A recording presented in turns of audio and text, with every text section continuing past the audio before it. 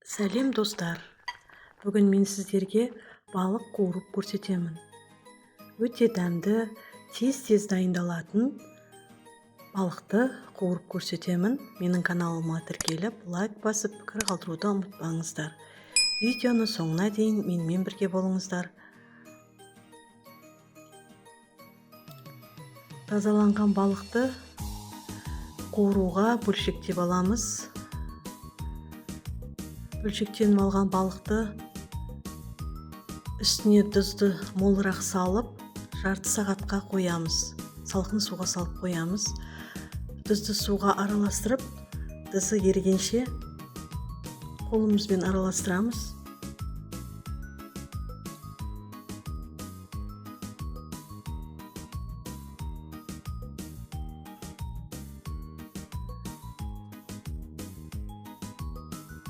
Қағаз жайып, қағаздың үстіне ұнды себелеп қоямыз. Себебі қазір балықты пісіру үшін қажет.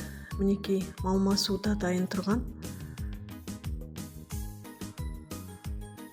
балықты суынан сорғытып, ұнның үстіне жайғастырамыз.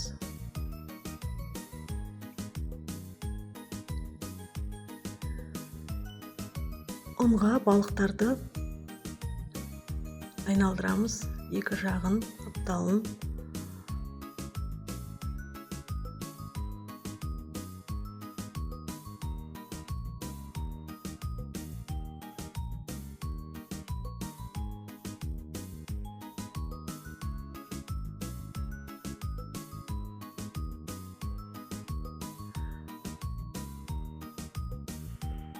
Отты жағып, ыдысқа майды молырақ құямыз.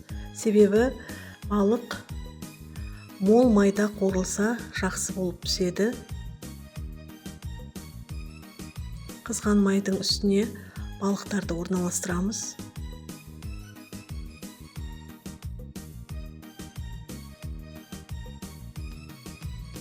Балықты майға салар алдында балықты сілкіп, қағып, ұнынан сәл де болса ажыратамыз.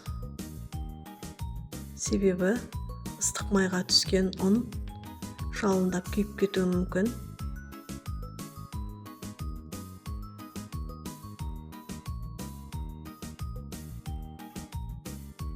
Осылайша вилкамен арасында асты жабысып қалмас үшін, бір-біріне жабысып қалмас үшін ажыратып қарап тұрамыз. Енді екінші жағын пісіреміз, аунатып.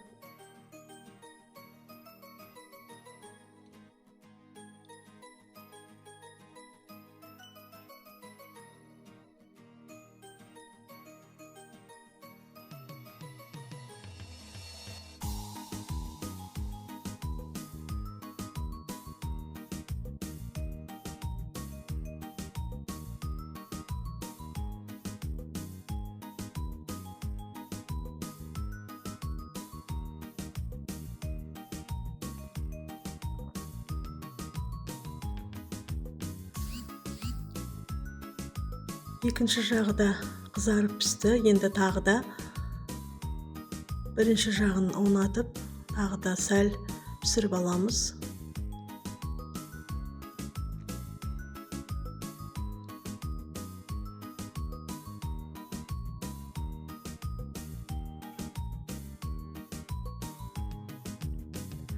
Балығымыз екі жағын пісіріп болдық. Жақсылап пісіріп алдық. Енді майдан сорғытып балықтарды аламыз.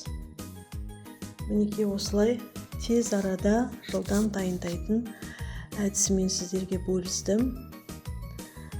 Сіздер де жасап көріңіздер. Өте дәмді, тұзы сіңген балық болып шықты. Өте дәмді, иісі де керемет болып шығып жатыр. Сіздер де жасап көріңіздер. Сіздермен бірге болған Жанар. Менің каналыма тіркеліп, лайк басып, комментарий жазуды ұмытпаңыздар.